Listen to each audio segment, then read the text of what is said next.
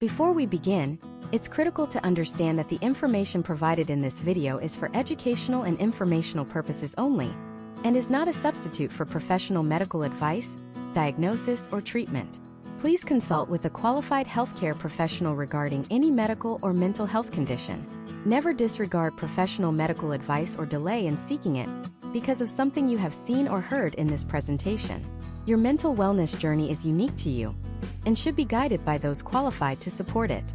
Have you ever woken up and for a split second before the world comes rushing in, you feel a sense of nothing? Not peace, not dread, just a blank slate.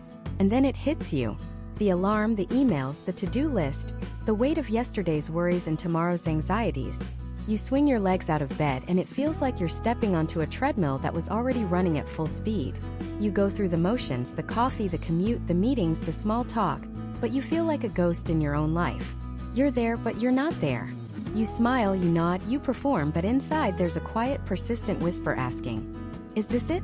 Is this all there is?" You find yourself scrolling through your phone, looking at other people's highlight reels, and you feel a pang of something you can't quite name. It's not just jealousy. It's a deep, aching sense of being left behind by your own potential. You dream of hitting a giant reset button, of a fresh start, but the very idea feels exhausting. Where would you even begin? What if I told you that the reset button you're looking for isn't a fantasy? It's not some dramatic movie montage moment where you quit your job and move to a remote island. It's real, it's accessible, and it's already inside of you. Over the course of our time together, we are going to do more than just talk about change. We are going to build a practical, no-nonsense, step-by-step framework to help you press that button. This isn't about slapping on a coat of positive thinking paint over a crumbling foundation. This is about a full-scale mental renovation. We're going to clear out the clutter that's been holding you back for years. We're going to repair the core structures of your mindset. And we're going to redesign a life that doesn't just look good on the outside, but feels incredible on the inside. A life that feels finally like your own. The problem is, we've been sold a lie about what a fresh start actually is. We think it has to be this massive, explosive event. The great American novel of our lives has to start with a dramatic chapter 1. But that's not how real, lasting change happens. It's not about one giant leap. It's about 1,000 tiny, intentional steps taken consistently over time. It's about the decision you make on a random Tuesday morning to do one thing differently. I know this because I've been there. I remember a time when my life felt like a cluttered garage. It was filled with other people's expectations, old fears I hadn't dealt with, outdated beliefs about who I was supposed to be, and habits that were actively working against me. Every day I'd open the door, see the overwhelming mess, and just shut the door again. It was easier to live with the chaos than to face the monumental task of cleaning it out. My fresh start didn't come from a lottery win or a lightning bolt of inspiration. It came on a gray, unremarkable Wednesday when I was so tired of my own excuses that I finally decided to just pick up one thing. Just one. I decided to throw out one old limiting belief. The belief that I wasn't good enough to deserve better. That tiny act didn't magically fix everything, but it created a small, clean space. The next day I cleared another, and another. And slowly, painstakingly, I began to see the floor again. I began to see what was possible. That's the journey we're starting today. The mental renovation. And like any good renovation, it starts with demolition. You can't build a beautiful new kitchen on top of rotting floorboards. You have to be willing to tear things down.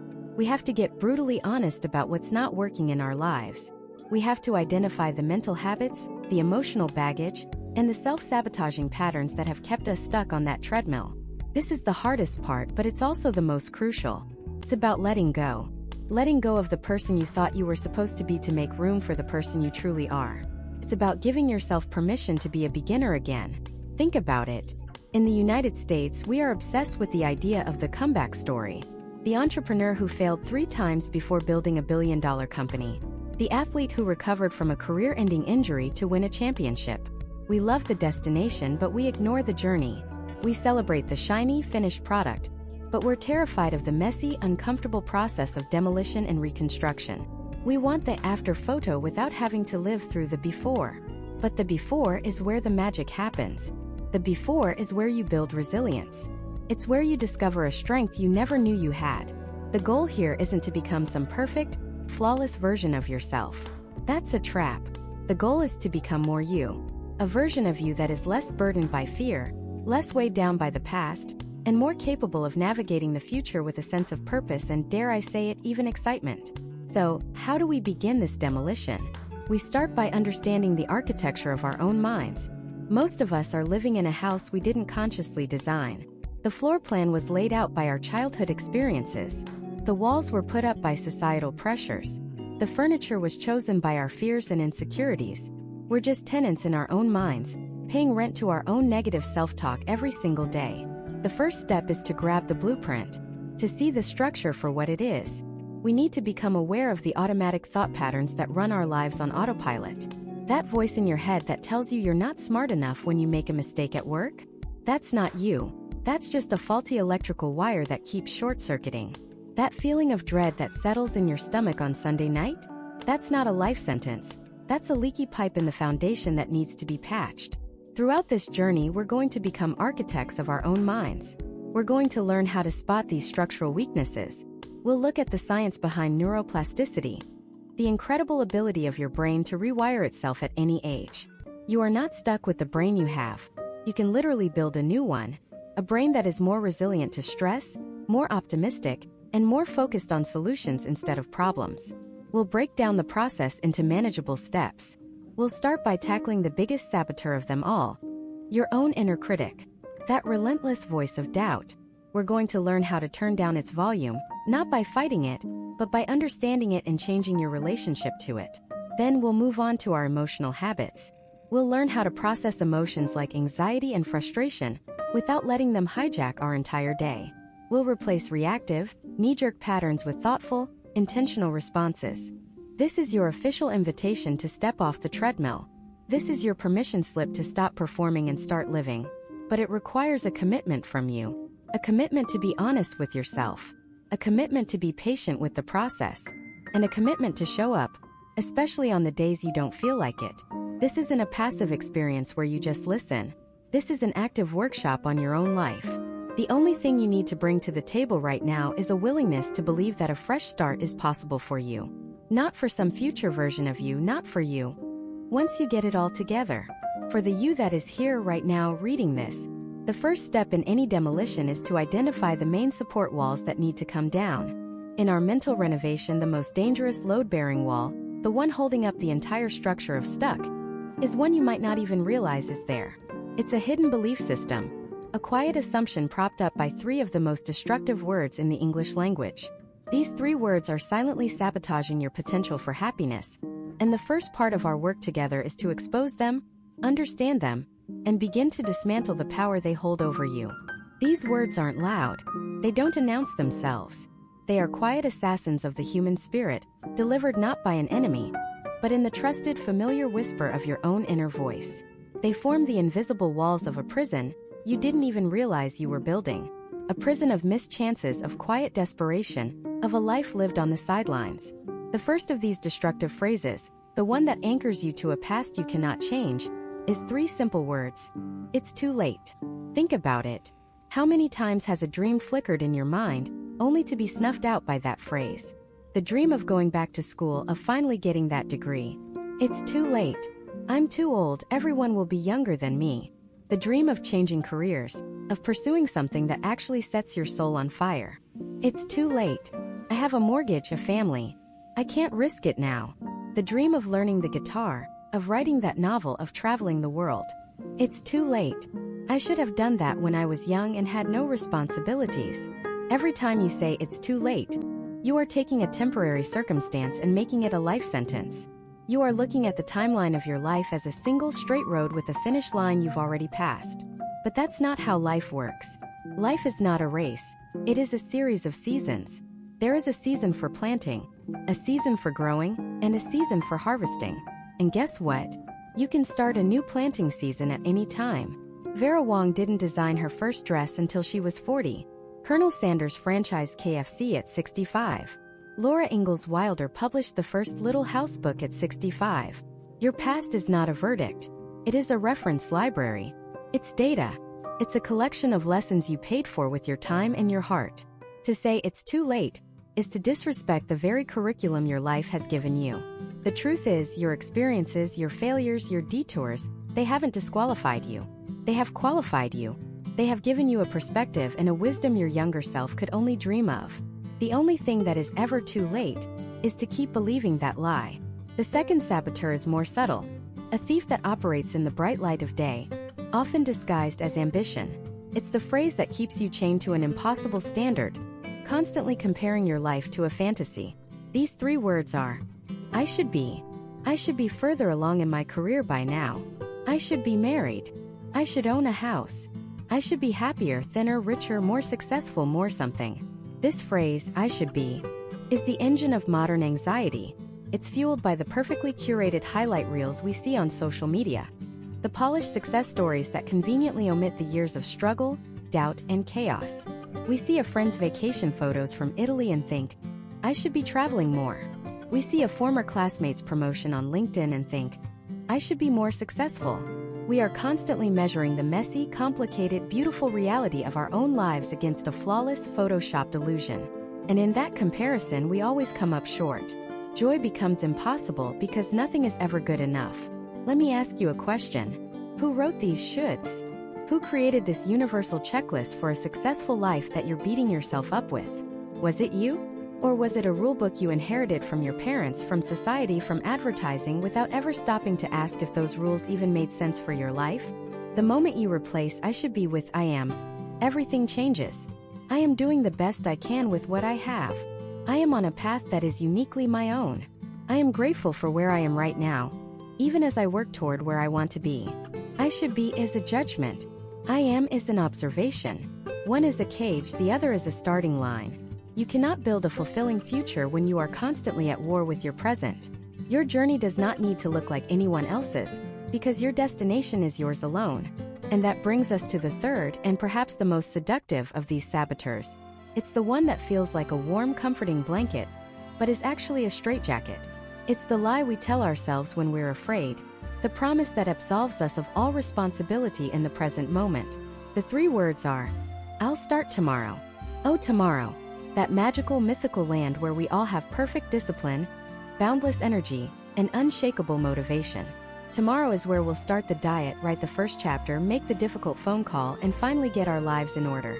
The only problem is tomorrow never comes. It's always a day away.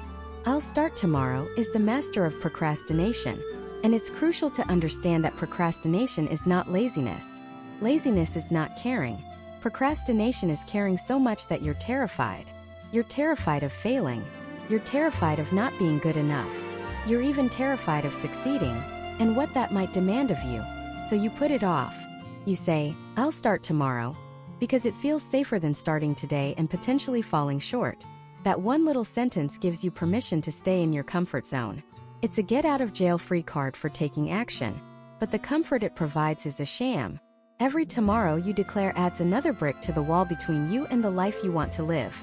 It builds a legacy of inaction, a monument to your own fear. The antidote to I'll start tomorrow is not some grand, heroic gesture. It is something so small, so seemingly insignificant, that your fear doesn't even have time to notice it. It's the 2-minute rule. You don't have to go to the gym for an hour. Just put on your workout clothes. That's it. You don't have to write a chapter. Just open a document and write one sentence. You don't have to overhaul your entire diet. Just drink 1 glass of water right now. The goal is not to finish. The goal is to start. The goal is to break the hypnotic spell of tomorrow with the undeniable reality of a tiny action today. Because momentum is a law of physics, and it applies to the human soul just as it applies to a rolling stone. An object at rest stays at rest. An object in motion stays in motion. It's too late. I should be. I'll start tomorrow. The anchor to the past, the tyrant of the present, and the mirage of the future. These are the invisible enemies. We've dragged them out into the light. We have named them. And the simple act of naming them is the first step in stripping them of their power. You can now see the bars of the cage. But seeing them isn't enough. We have to dissolve them. We have to replace these destructive thought patterns with new ones that serve us, that empower us, that set us free. So now that we've identified the poison, how do we craft the antidote? It's not about willpower. It's not about just thinking positive. It's about a specific, tangible practice. We've named the demons. In the next part, we're going to build the weapon to fight them. It's a simple daily practice that takes less than 5 minutes, but it has the power to fundamentally rewire your brain and reclaim your story. And it all starts with a single blank page. This single blank page. Look at it. It's intimidating, isn't it? It's a vast white desert. And when your mind is already a storm of noise and chaos, the last thing you want is silence. The last thing you want is empty space. Because that empty space gives the monsters room to get louder. Those automatic negative thoughts we talked about? ANTs? This blank page feels like their personal playground. It's an invitation for them to scream. You have nothing to say. This is a stupid waste of time. You can't even do this right. And that's exactly where we begin. We don't fight the monsters by pretending they aren't there. We don't win the war by hiding from the battlefield. We walk right into the middle of the arena, and we turn on the lights. This page isn't a playground for your anxiety. It's a cage. And your pen, that's the key. The practice we're building is called the cognitive clear out. It's not journaling in the way you might think. There are no Dear Diary entries. There are no rules about pretty handwriting or perfect grammar or telling a coherent story. In fact, it's the opposite. The only rule is this. For 5 minutes, you will transfer the raw, unfiltered, chaotic noise from your head directly onto this page. No filter. No judgment. No stopping. Think of your mind as a room crammed with 100 furiously ringing alarm clocks. You can't think, you can't focus, you can't rest. You just feel the panic of the noise. The cognitive clear out is the act of taking every single one of those ringing clocks and physically placing them on the table in front of you. One by one. Out of your head and onto the paper. Let me tell you about a client of mine. We'll call her Jessica. When I first proposed this, she laughed. A bitter, tired laugh. She said, "My thoughts are a tangled mess of Christmas lights. If I try to pull on one string, the whole knotted disaster is just going to get tighter." She was convinced that giving her thoughts any attention at all would just make them stronger, more powerful. She was afraid of the page. I told her, "Good. Be afraid. But do it anyway. Just 5 minutes. Give me 5 minutes of ugly." So she did. The first day, her hand shook.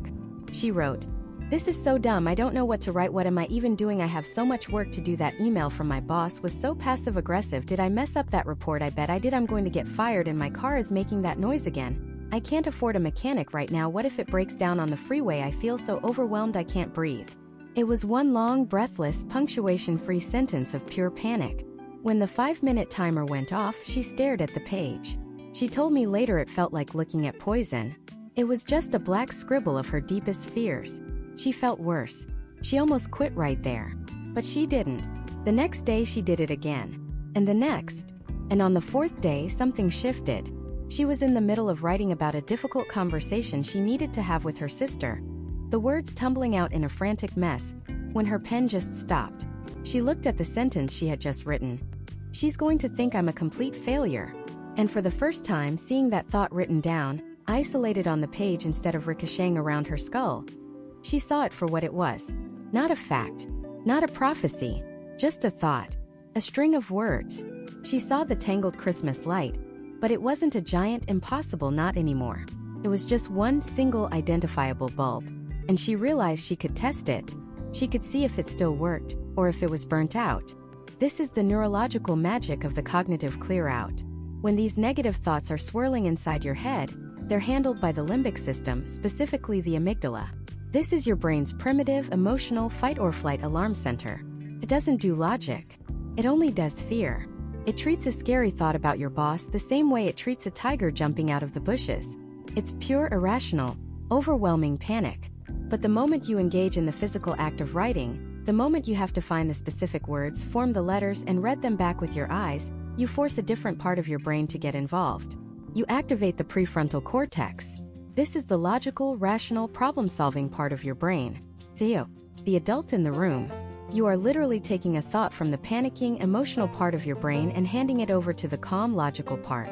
You're externalizing it. You're taking it from being an inseparable part of you and turning it into an object, a piece of data that you can observe from a distance. You can't analyze a hurricane when you're standing in the middle of it. But you can once you're in a safe location watching it on a screen. The page is your screen. So how do you do it? It's brutally simple. 1. Get a notebook and a pen. Any notebook. The back of an envelope. A legal pad. It doesn't matter. Don't make it precious. This is a tool, not a work of art. 2. Set a timer for 5 minutes. Just 5. Everyone has 5 minutes. You can do it while your coffee brews before you get out of bed on your lunch break. Don't say you don't have time. That's just a story your resistance is telling you. 3. Start writing. And do not stop until the timer goes off. If you don't know what to write, write that. I don't know what to write, this feels weird, my hand is starting to cramp. If the same thought repeats itself 100 times, write it down 100 times. The goal is not to create a masterpiece. The goal is to empty the trash. Let it be messy, ugly, misspelled, and ungrammatical. This is for your eyes only. People ask, what if my thoughts are too dark? What if I'm scared of what might come out? My answer is always the same. Those thoughts are in your head anyway. They are doing damage right now, operating in the shadows, whispering from the corners of your mind where you can't see them clearly. Writing them down doesn't create the darkness. It exposes it to the light. And things that are exposed to the light have a funny way of shrinking. They lose their power. This single act, this 5-minute daily ritual, is the foundation of everything else we're going to build. It is the practice of separating yourself from your thoughts, of realizing that just because you think something doesn't make it true. You are not the storm, you are the sky. The storm is just something passing through. This exercise is how you begin to feel that difference. For the first week, don't even analyze what you're writing. Don't reread it. Don't judge it. The only goal is to build the habit, to prove to yourself that you can show up. Just dump the ringing alarm clocks on the table and walk away. That's it. That's the win. Because what you're really doing is creating a dataset. Every messy, chaotic page is a piece of intelligence. You are gathering information on the enemy. You're learning his tactics, his favorite lies, the triggers that set him off. You are building an arsenal of truth. You've spent years, maybe decades, letting these automatic negative thoughts run the show.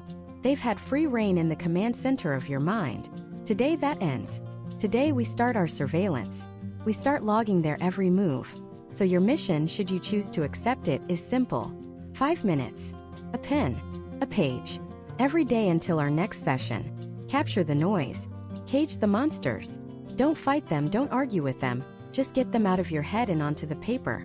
Because once you have them trapped, once you can see them clearly for the liars they are, you can begin to dismantle them one by one. You've written down their battle plan. And in the next part, we're going to learn how to read it, find the fatal flaw in their logic, and launch a counteroffensive that will change the entire landscape of your mind. So you have the enemy's codebook in your hands. That list of automatic negative thoughts you wrote down? That's not just a collection of mean words. It's a series of strategic commands, a program written in a secret language designed for one purpose: to keep you small, to keep you stuck, and to keep you safe within the miserable confines of the familiar. But like any code, it can be cracked. And the key to cracking it is realizing that the programmer, the part of your brain that writes these scripts, is actually pretty lazy. It uses the same handful of logical errors, the same flawed arguments over and over again. These are called cognitive distortions, thinking traps, glitches in your mental software. They feel incredibly real, but they are fundamentally illusions, like a magician's trick that seems impossible until you see how it's done. Once you see the trick, you can't unsee it. And that's what we're going to do right now. We're going to expose the trick. Let's take an example.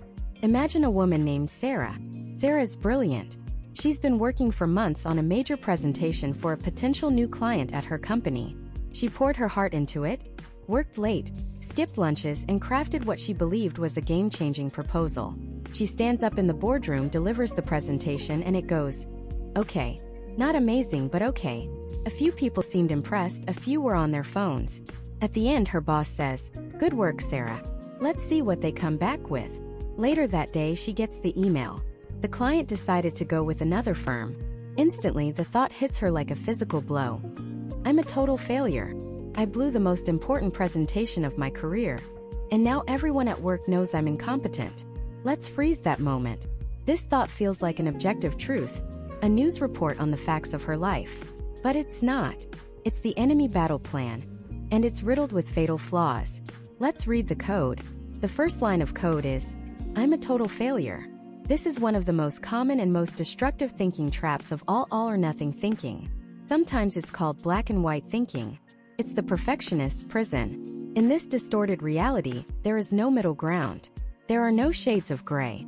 You are either a complete, resounding success, or you are an absolute, irredeemable failure. A presentation is either the best thing anyone has ever seen or it's garbage. You're either a genius or an idiot.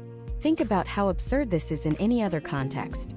If you go for a jog and only run 2 miles instead of your planned 3, do you say, "I am a total failure at moving my body"? If you cook a meal and slightly oversalt the potatoes, do you declare, "I am incompetent in the kitchen"? Of course not.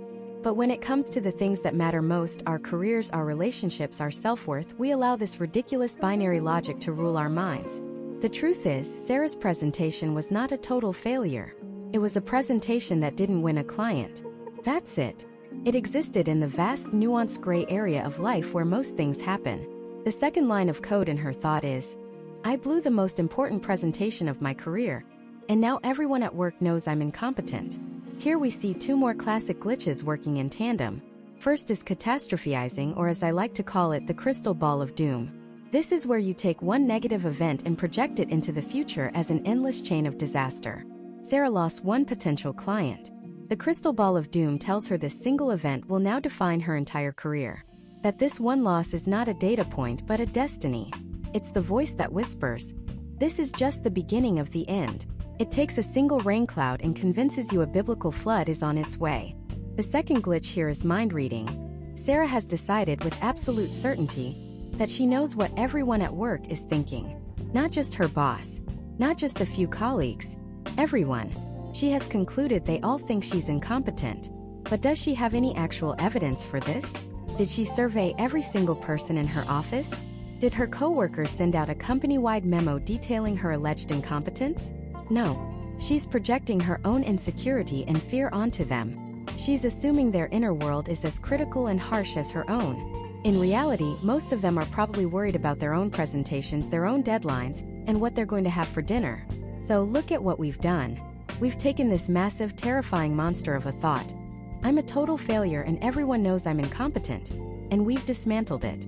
We've seen the cheap tricks it's made of, the all-or-nothing logic, the catastrophizing, the mind reading. It's not a monster anymore. It's a broken machine, sputtering faulty logic. This is the analysis. Now comes the counteroffensive. The way you fight back is not by trying to force-feed yourself a bland, unbelievable positive thought like, "I'm a winner and everyone loves me." Your mind will reject that immediately because it knows it's not true. The counteroffensive is about replacing a lie with the truth. And you do that by becoming a detective. You ask questions. You demand evidence. When the thought, "I'm a total failure" attacks, you counter with a question. Where is the evidence that I am a total failure? You put that one word, total on trial. Is there any evidence to the contrary? Has Sarah ever succeeded at anything in her career? Has she ever completed a project well? Ever gotten positive feedback? Of course she has. By asking for evidence, she forces her brain to access a more complete, more accurate dataset. The all-or-nothing lie cannot survive a confrontation with nuance. When the thought, "Now everyone at work knows I'm incompetent" attacks, you counter with, "How do I know what everyone is thinking? Can I be absolutely 100% certain that this is what they believe?" The answer is always no. Is it possible some people thought she did a good job under pressure? Is it possible her boss just saw it as a business outcome, not a personal failing? Is it possible most people have already forgotten about it? Yes. The mind-reading lie crumbles when you admit you can't actually read minds. This process isn't about pretending the sting of rejection isn't real. It is. It hurts. This is about challenging the story you tell yourself about the pain. The pain of losing the client is temporary. The story that you are an incompetent failure can become a life sentence. So what's the new story? What's the balanced, truthful, and powerful thought that Sarah can build in its place? It might sound something like this. "I am disappointed and frustrated that we didn't win this client. I worked hard and it stings that it wasn't enough this time. However, this one outcome does not define my entire career or my worth as an employee. I don't know what my colleagues are thinking, but I know I have a track record of success here. I am going to ask my boss for specific feedback on what I could have done better. And I will use this experience to make my next presentation even more compelling." Do you feel the difference? It's night and day. The first thought is a dead end. It's a verdict that leads to shame, hiding, and paralysis. The second thought is a path forward. It acknowledges the pain but focuses on learning, growth, and agency. It's a statement of resilience. Now it's your turn. Take out that list you made. That battle plan. I want you to look at each one of those automatic negative thoughts. Read them and see if you can spot the glitches. Are you engaging in all-or-nothing thinking? Are you catastrophizing a minor setback? Are you assuming you know what others are thinking? Are you disqualifying the positive things and only focusing on the negative? Become the codebreaker for your own mind. Identify the trick, the illusion, the flawed logic that holds each negative thought together. For every single one, I want you to write down which distortion it's using. Label it. Expose it for the cheap counterfeit it is. Because you can't fight an enemy you don't understand. You've just learned their tactics. You've seen how their primary weapon is not strength but deception. You have successfully parried the first attack. You've proven that these thoughts, which feel so powerful and so true, are built on a foundation of lies. This is a monumental victory. It's the moment you realize the prison door was never locked. But knowing the door is unlocked and walking through it are two different things. You've deflected the blow, but you're still standing on the same battlefield. In the next part, we're going to learn how to build a fortress. We're going to forge the mental armor and construct the new habits that don't just counter the attacks, but make you so resilient they start to bounce right off. So let's start with the first stone. Forget the giant, impenetrable walls for a moment. Forget the moat and the drawbridge. The most powerful fortress in history began with a single stone, laid perfectly in place. Your mental armor isn't a 1,000-pound suit of steel. You have to somehow find the strength to put on. It's a single, small, impossibly light piece you add each day. This is the fundamental secret that most people miss. They try to build Rome in a day, and when they can't, they abandon the entire empire. They try to go from 0 to 100, from a life of chaos to a life of perfect discipline, and they burn out in a week. The fresh start isn't a tidal wave of change. It's the first drop of rain. We're going to focus on forging one thing first, a keystone habit. Think of the keystone in an archway. It's not the biggest stone, but it's the one that holds all the others in place. A keystone habit is a small, seemingly insignificant routine that introduces a chain reaction of other positive habits into your life, almost without you trying. Charles Duhigg, in his book The Power of Habit, talks about how companies like Alcoa, an aluminum manufacturer, transformed their entire safety culture and profitability, not by focusing on profits, but by focusing on one keystone habit, worker safety. When the new CEO made worker safety the absolute #1 priority, it forced a cascade of other changes. To improve safety, communication had to improve from the factory floor to the executive suite. To improve safety, old, inefficient equipment had to be replaced. To improve safety, workers had to be better trained. The focus on one single thing unintentionally optimized the entire company. Your life works the exact same way. You don't need to fix everything at once. You just need to find your keystone. For many, that keystone habit is making their bed every morning. Sounds ridiculously simple, almost insulting. How can making your bed change your life? But think about it. It's the first accomplishment of the day. It's a small act of discipline that proves to yourself you can follow through. It creates a slightly more orderly environment, which subtly reduces mental clutter. That one small win gives you a tiny hit of dopamine, the brain's reward chemical. It tells your brain, hey, that felt good. What's next? That one act of order makes you more likely to keep your room tidy. A tidy room makes you feel a little more in control. That feeling of control makes you more likely to tackle your to-do list. See the chain reaction? It's not about the bed. It's about the signal you're sending to yourself. I am the kind of person who does what they say they're going to do. Maybe for you it's not making the bed. Maybe it's putting on your running shoes as soon as you get home from work. You don't even have to run. Just put on the shoes. That's the habit. But what happens when the shoes are on? Well, it feels kind of silly to just sit there in running shoes. You might as well walk to the mailbox. And since you're at the mailbox, you might as well walk to the end of the block. Suddenly, you've started. Maybe your keystone habit is drinking 1 glass of water before your morning coffee, or meditating for just 60 seconds, or writing 1 sentence in a journal. The key is that it must be so easy, so ridiculously simple, that it's almost impossible not to do it. We're building momentum. We're creating the evidence that you are capable of change. Because right now, your brain has years of evidence to the contrary. Every broken promise, every failed diet, every New Year's resolution that died by January 15th, that's all evidence in the case against you. We need to start submitting new evidence for the defense. And a tiny, consistent win is the most powerful evidence there is. This brings us to the second piece of our armor, the technique of habit stacking. This is how we take that single keystone and start laying the other stones to build our wall. The concept, popularized by James Clear in Atomic Habits, is breathtakingly simple. You link a new habit you want to build onto an existing habit you already do without thinking. Your brain is already full of these deep neural pathways for your current routines. You don't think about brushing your teeth, you just do it. You don't think about pouring your coffee, you just do it. These existing habits are the steel anchors we can use to attach our new ones. The formula is, after I current habit, I will new habit. It's not, I will meditate more. It's, after I pour my morning cup of coffee, I will sit down and meditate for 1 minute. The coffee is the trigger. It's the bell that rings, telling your brain it's time for the next action. It's not, I should be more grateful. It's, after I take my shoes off when I get home, I will say one thing I'm grateful for out loud. It's not, I want to read more. It's, after I get into bed at night, I will read 1 page of a book. Notice the pattern? We're making it small. 1 minute of meditation. 1 thing to be grateful for. 1 page of a book. Why? Because the enemy isn't the difficulty of the task. The enemy is resistance. It's that voice in your head, the one we talked about before, the saboteur. That voice thrives on overwhelm. If you say, I'm going to meditate for 30 minutes, the voice has 1,000 arguments. You don't have time. You'll be bored. You won't do it right. Why bother? But if you say, I'm going to meditate for 1 minute, the saboteur is almost silent. It's too ridiculous to argue against.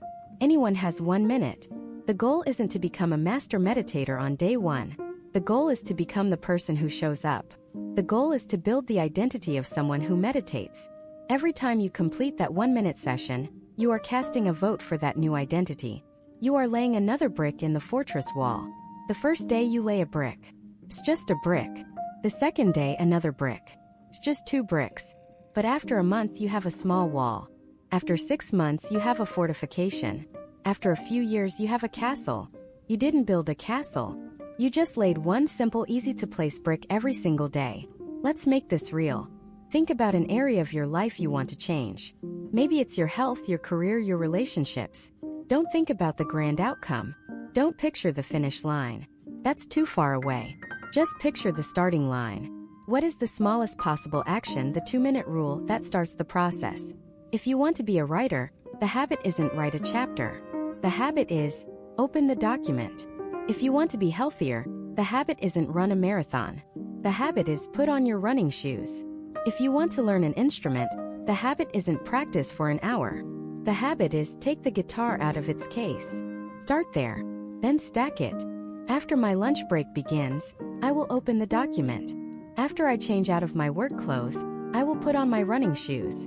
After I finish dinner, I will take the guitar out of its case. This is how you build your armor. Not with a grand gesture, but with 1,000 small, consistent acts of discipline. This is how resilience is forged. It's the chainmail of interconnected, positive habits that protects you. When a negative thought attacks, your habit of 1-minute meditation kicks in. When self-doubt creeps in, your habit of journaling 1 accomplishment reminds you of your progress. When lethargy tries to take hold, your habit of putting on your shoes gets you out the door.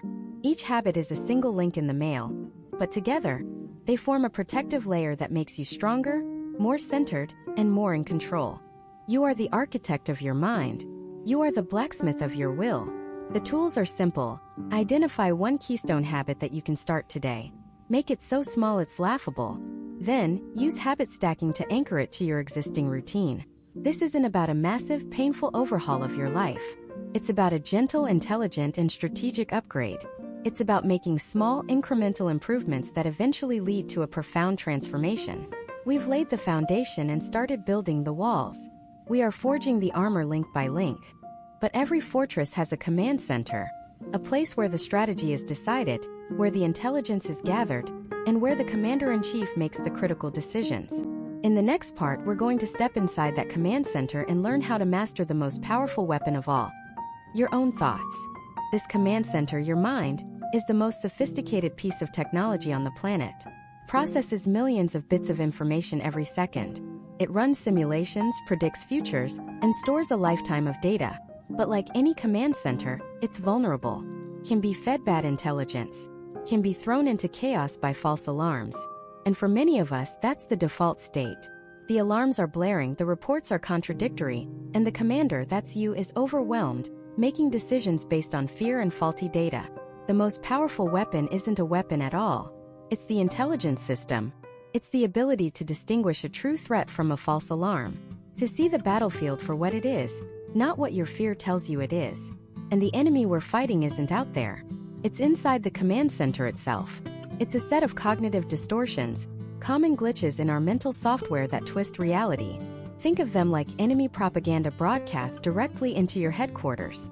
They're designed to look and feel like the truth, to sow discord and panic, and to trick you into fighting the wrong battles. They aren't a sign that you're broken or weak. They are a fundamental part of the human operating system.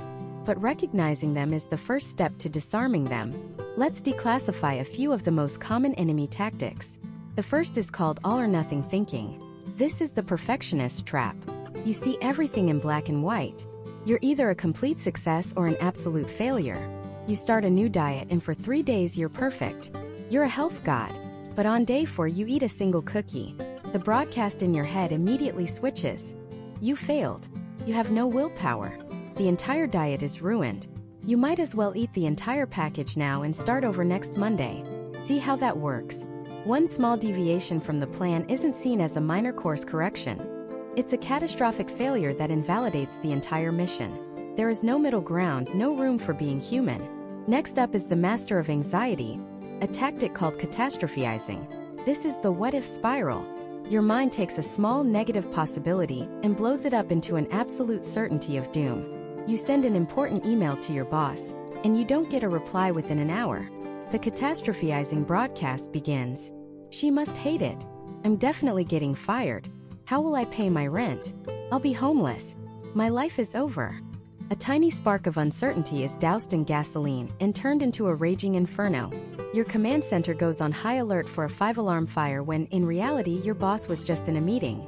This distortion hijacks your threat detection system and keeps you in a constant state of emergency over imagined disasters. Then there's the saboteur of relationships, mind reading. This is the arrogant assumption that you know exactly what other people are thinking without any actual evidence. You're giving a presentation and you see a colleague glance at their phone. The mind reading report comes in.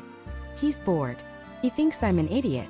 Everyone in this room thinks I'm a fraud.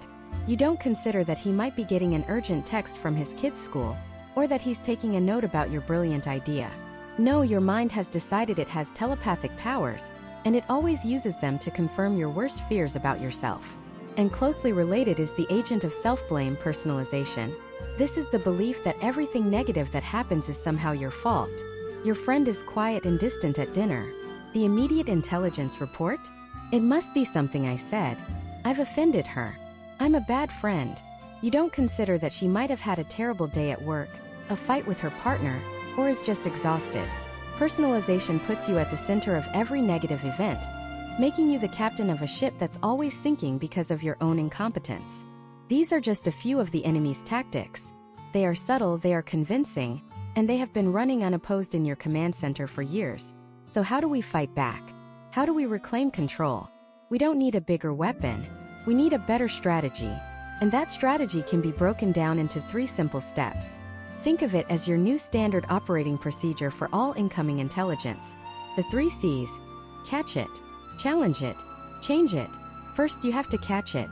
You have to become a sentinel at the gates of your own mind. This means developing awareness. When you feel that sudden drop in your stomach, that flush of anxiety, that wave of anger or sadness, that's your signal. That's the alarm bell telling you a distorted thought, a piece of faulty intelligence, has just breached the perimeter. Don't just react to the emotion. Pause. Ask yourself, what was I just thinking? What story did my mind just tell me? The goal here isn't to judge the thought, it's just to notice it. To catch it in the act before it can take root and issue its orders. You're simply tagging the incoming report as suspicious. Once you've caught it, you move to step 2, challenge it. This is where you become a detective, a counterintelligence officer. You put that thought on trial. You don't accept it as fact just because it showed up in your head. You question it relentlessly. Ask it, where is the evidence for this thought? Is there any evidence that contradicts it? Is this thought 100% absolutely true? Let's go back to the all-or-nothing thought about the diet. Is it really true that one cookie has ruined all my progress? What about the 3 days of healthy eating I did? Does that count for nothing? Or the mind-reading thought in the presentation? Do I have concrete proof that my colleague thinks I'm an idiot? Is there another, more likely explanation for why he looked at his phone? A key question here is, what would I tell a friend if they were thinking this? We are often far more rational and compassionate with others than we are with ourselves. By challenging the thought, you're exposing it for what it is. Not a factual report, but a biased, exaggerated piece of propaganda. Finally, after you've caught it and challenged it, you change it.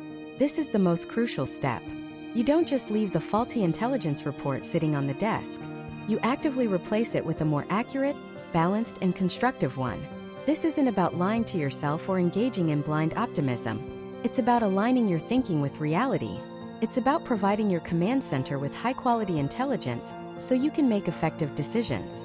So the all-or-nothing thought, "My diet is ruined," gets changed to, "I ate a cookie. It's not what I planned, but it's okay. One snack doesn't erase 3 days of progress. I'll enjoy it and get back on track with my next healthy meal."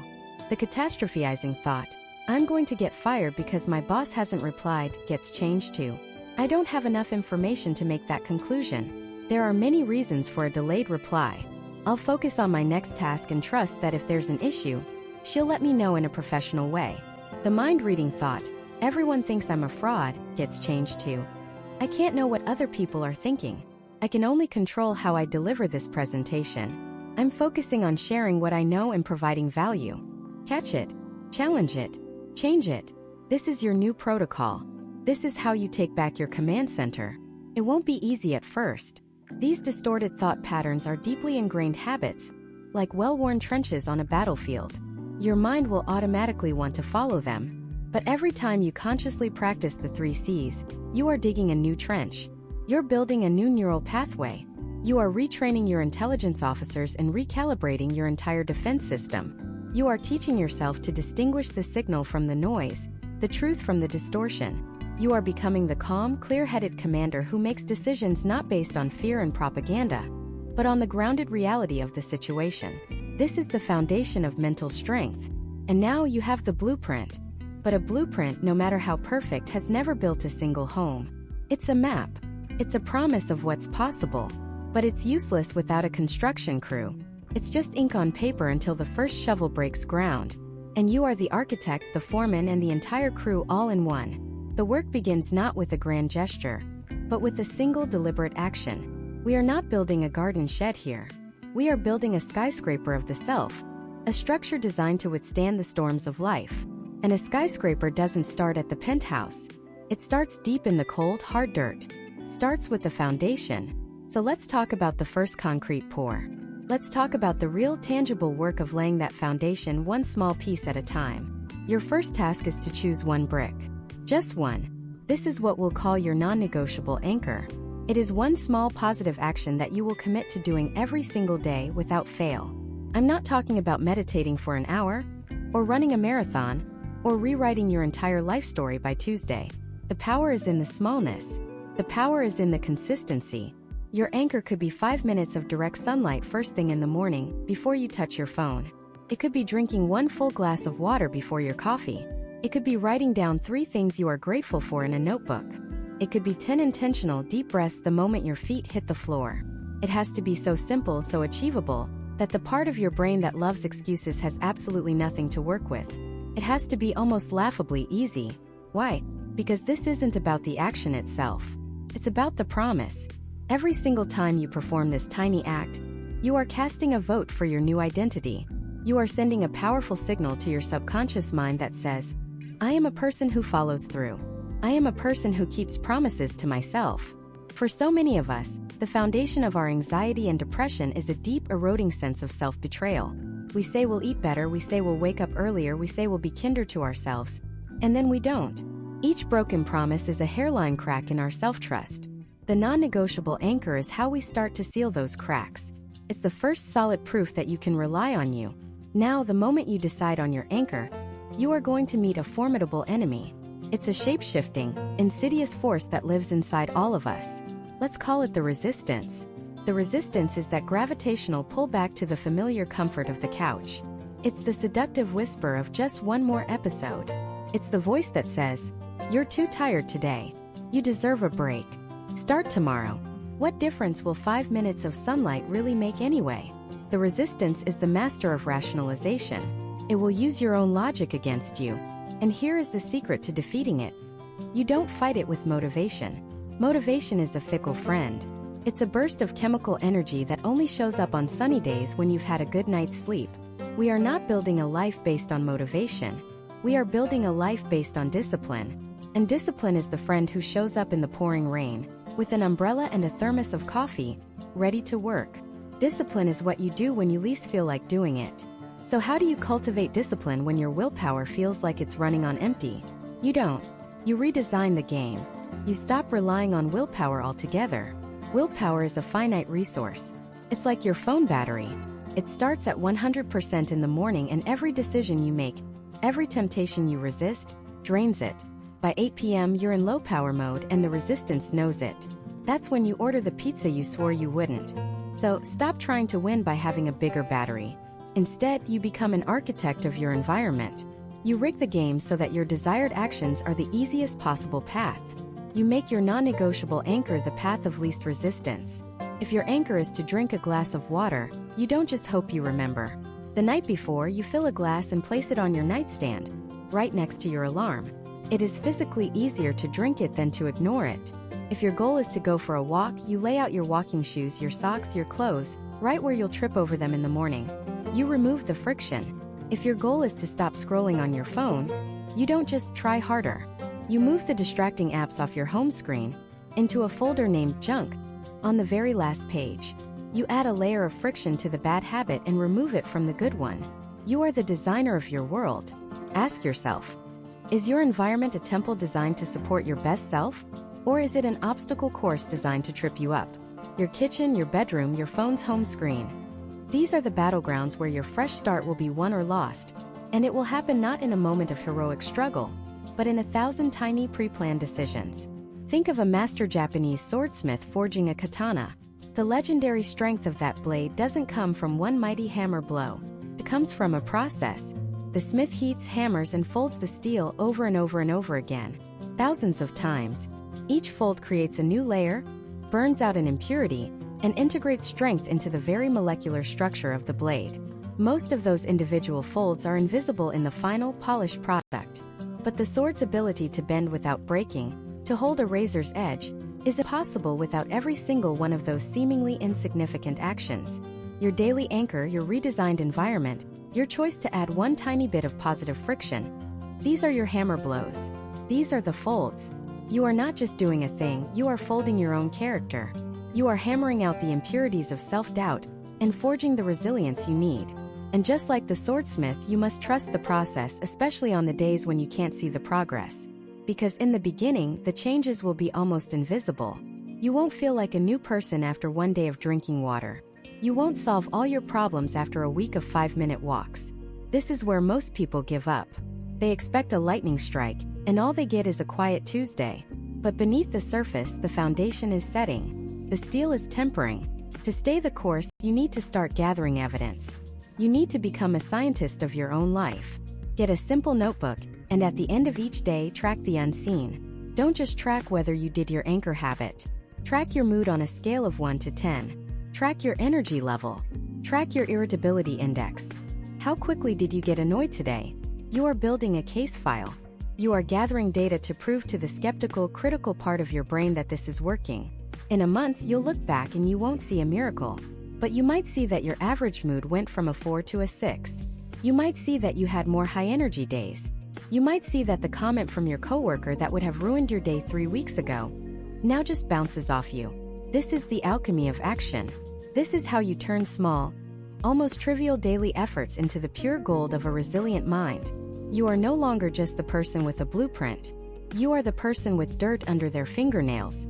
You are the person stacking the bricks day in and day out. You are building. And this structure you're creating is not just a shelter from the storm. It's a launch pad for the person you were always meant to become. So the launch pad is built. The foundation is solid, the structure is sound, and the trajectory is pointed toward the sky. But a launch pad, no matter how masterfully constructed, is useless without ignition. It's just a monument to potential. The critical question, the one that separates dreams from reality, is this: what is the fuel? How do you light the fire that propels you off the ground? The answer is both simpler and more profound than you might think. It's not a single explosive event. It's not a lottery win or a lightning strike of motivation. The fuel for your fresh start is found in the quiet, deliberate, and often overlooked power of a single positive choice repeated over time. It's the power of a keystone habit. In architecture, a keystone is the central stone at the summit of an arch, locking the whole structure together. If you remove it, the arch crumbles. In our lives, a keystone habit operates on the same principle but in reverse. It's the one habit that, when you introduce it, starts a chain reaction, locking other positive habits into place and creating a powerful upward spiral of change. It's the first domino that, when tipped, sets in motion a cascade of positive consequences you never could have predicted. Most people get this wrong. When they decide to change, they try to change everything all at once. They vow to wake up at 5 a.m., run 5 miles, meditate for an hour, journal 20 pages, eat only kale, and learn a new language, all starting Monday. By Wednesday, they're exhausted, overwhelmed, and back to their old patterns, feeling like a failure. Their mistake wasn't a lack of ambition. It was a lack of strategy. They tried to rebuild the entire city in a day instead of laying one perfect brick. Your task is not to become a different person overnight. Your task is to find your keystone, your one brick. This is a habit that is small enough to be achievable, but significant enough to have a ripple effect. It's something that, when you do it, makes you feel more in control, more capable, and more like the person you want to be. For some, the keystone habit is making their bed every single morning. Sounds trivial, almost laughably simple. But it's not about having a tidy bed. It's about starting your day with a completed task. It's a small physical act of order in a world that can often feel chaotic. That one small win sends a message to your subconscious. I am someone who does what they say they will do. I am a person who creates order. That feeling of accomplishment makes it just a little bit easier to tackle the next task, like choosing a healthy breakfast instead of grabbing a donut. For others, the keystone might be a 10-minute walk first thing in the morning. Not a grueling workout, just a walk. But think about the dominoes this one simple act can push over. You get a dose of natural light, which helps regulate your sleep cycle. You get your blood flowing, which clears the mental fog. You're not scrolling on your phone, which reduces anxiety. Because you started the day with movement, you're more likely to take the stairs later. You're more likely to drink more water. You're more likely to have the mental clarity to handle a stressful meeting at work. That one 10-minute walk doesn't just burn a few calories. It fundamentally changes the trajectory of your entire day. Maybe your keystone is preparing your clothes for the next day before you go to bed. Again, it seems small. But this simple 5-minute ritual eliminates one decision from your morning. That's one less unit of willpower you have to expend when you're at your most vulnerable. This tiny act of preparation frees up mental energy. You start the day with less stress and more intention. That calmness might be the difference between a patient response to your family and a snappy one. It might be the difference between starting your workday focused and starting it flustered. The magic of a keystone habit is that it doesn't just change your actions. It starts to shift your identity. You're not just a person trying to be more organized. When you consistently prepare for the next day, you start to see yourself as an organized person. You're not just a person trying to be healthier. When you start every day with a walk, you begin to identify as a person who is active. This shift from action to identity is the secret sauce. It's why this works when sheer willpower fails. You are no longer fighting against your own nature. You are acting in accordance with who you are becoming. The goal is not to do a new thing but to become a new person. Think of it like this. Every action you take is a vote for the type of person you wish to be. Skipping a workout is a vote for being sedentary. Eating junk food is a vote for being unhealthy. But making your bed is a vote for being disciplined. Going for that walk is a vote for being active and healthy. Journaling one sentence about what you're grateful for is a vote for being positive and mindful. These are not just isolated actions. They are ballots you are casting for your future self. First, the election is close. The votes are 50-50. But as you consciously choose your keystone habit, day after day, the margin begins to grow. Soon it's 60-40, then 70-30. Eventually, it becomes a landslide victory for the new identity you've been building. Now let's be realistic. There will be days you fail. There will be a morning you oversleep and don't have time for your walk. There will be a night you're so exhausted you just collapse into bed without laying out your clothes. This is not a catastrophe. It's a data point. The old mindset, the all-or-nothing trap, would tell you, see? You failed. You can't do this. Might as well give up. This is where the most important rule of habit formation comes in. Never miss twice. Missing one day is an accident. Life happens. Missing 2 days in a row is the beginning of a new negative habit. The real battle isn't about being perfect. It's about how quickly you get back on track. If you miss your walk on Tuesday, the single most important thing you can do for your long-term success is to make sure you walk on Wednesday, even if it's just for 5 minutes. Perfection is not the goal. Consistency is. An 80% success rate over the course of a year is infinitely more powerful than a 100% success rate for 1 week followed by giving up completely. Forgiveness and immediate course correction are your superpowers. Don't let one slip-up become a slide. So, how do you find your keystone? Look for a habit that has a high return on investment. Ask yourself, what is one small thing I could do that would make the rest of my day feel easier? What habit, if I did it consistently, would give me a little jolt of pride and self-respect? What action naturally leads to other positive actions? Don't overthink it. Pick one. Just one. It could be drinking a glass of water as soon as you wake up. It could be reading 2 pages of a book. It could be writing down your single most important task for the day. The smaller, the better at the start. You want to make it so easy to succeed that you can't say no. This is the ignition sequence for your launch pad. It's not a giant red button that you press once. It's the quiet, consistent flick of a switch every single day.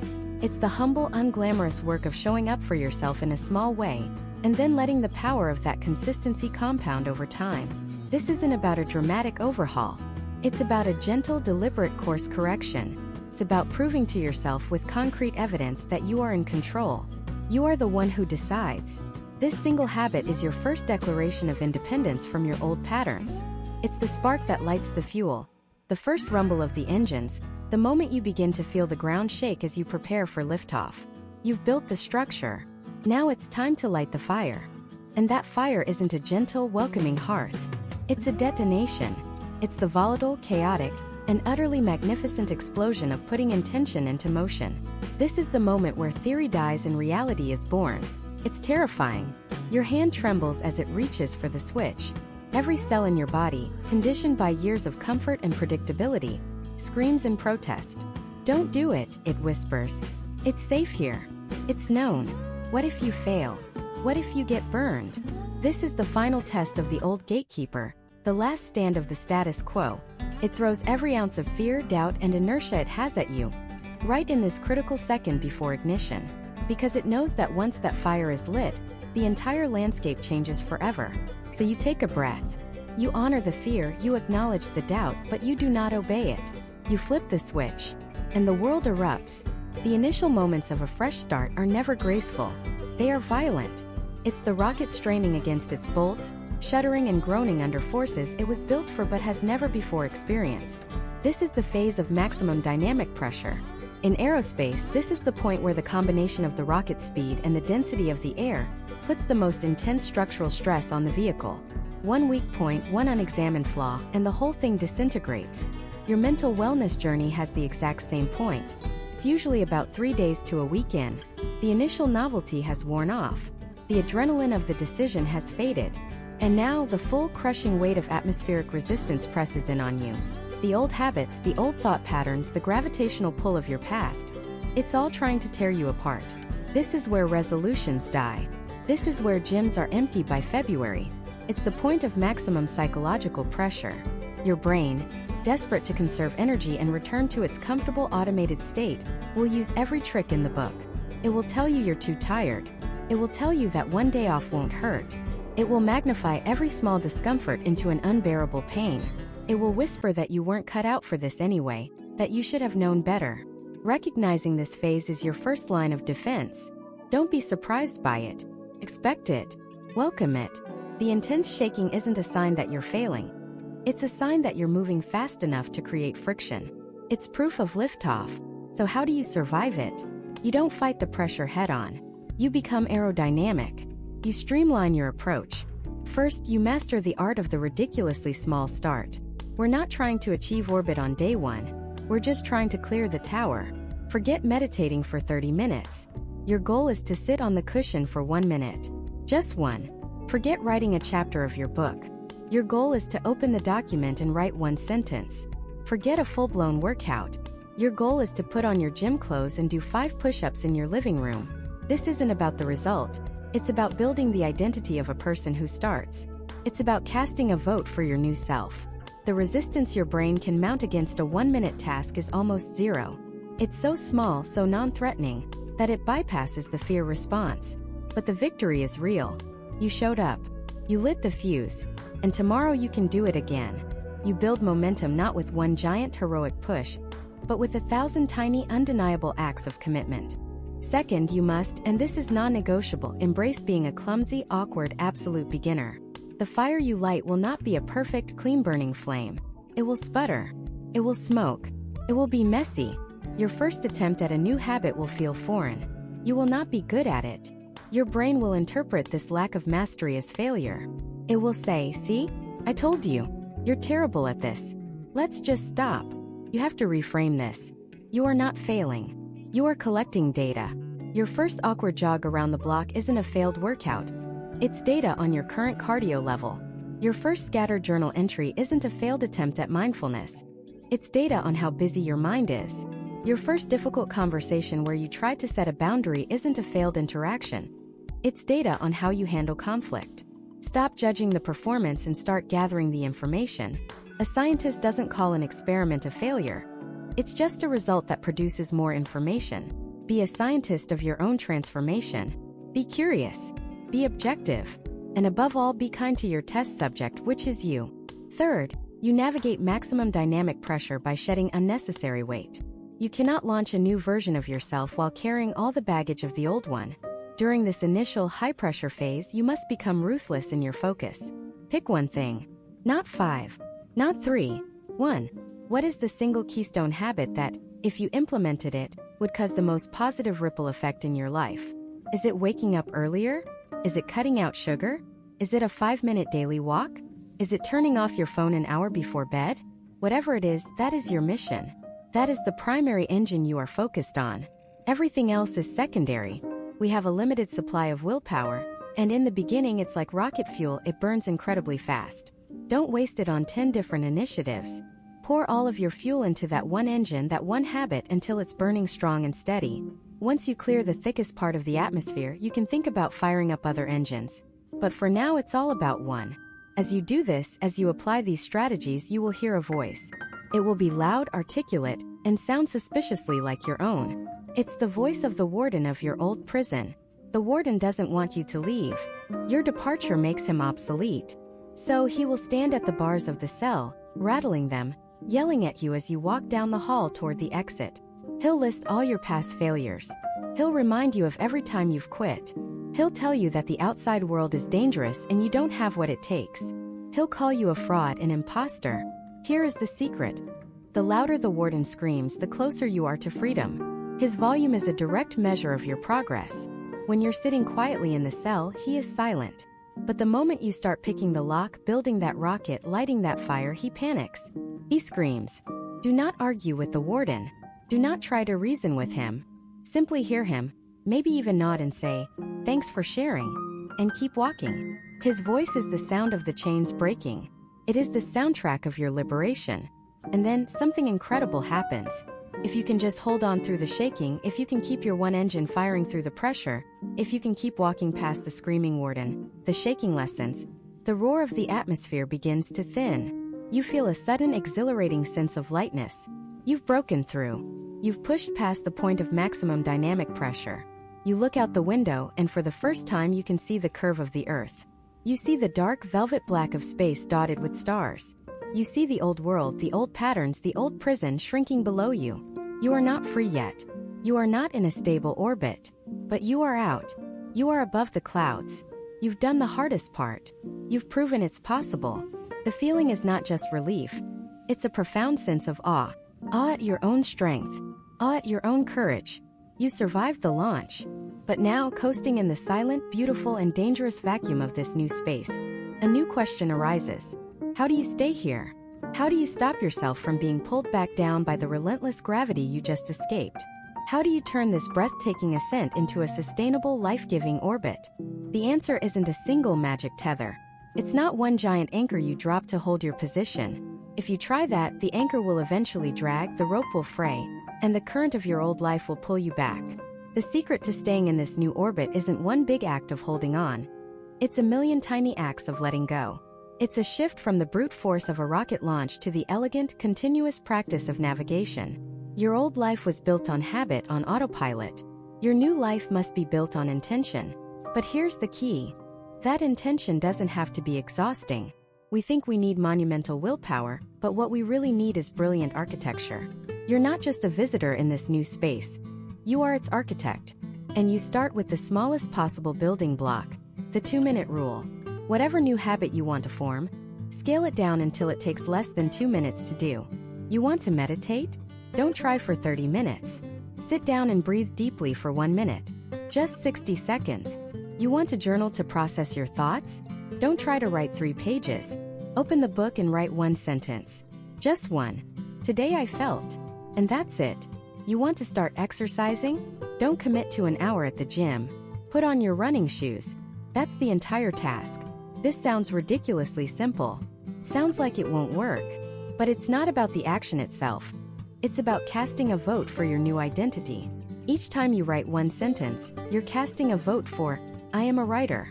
Each time you meditate for 60 seconds, you cast a vote for, I am a calm person. You are not trying to achieve a result, you are trying to become someone. The goal isn't to run a marathon. The goal is to become a runner. And becoming is a process of 1,000 tiny, almost invisible steps that, over time, create an undeniable momentum. You're not holding your breath, waiting for the old gravity to pull you back. You are actively, gently creating a new, stronger gravity of your own. Once you start laying these tiny bricks of identity, you have to become the curator of your environment. This is the second crucial piece of the architecture. Willpower is a finite resource. It's like a phone battery. It drains throughout the day. You cannot rely on it to fight every battle. So you must stop fighting. You must design a world where the right choices are the easiest choices. Think of yourself as a gardener. Your mind is the garden, and for years, it's been overgrown with the weeds of your old patterns. You've just done the hard work of clearing a patch of soil. Now you must be ruthless about what you allow to be planted. Unfollow the social media accounts that make you feel anxious or less than. Mute the group chats that are built on complaint and cynicism. Fill your feed, your ears, and your life with voices that align with the person you are becoming. This isn't about creating an echo chamber. It's about creating a greenhouse, a space designed for growth. If you want to eat healthier, don't leave junk food on the counter where you have to use willpower to resist it every time you walk by. Make it invisible.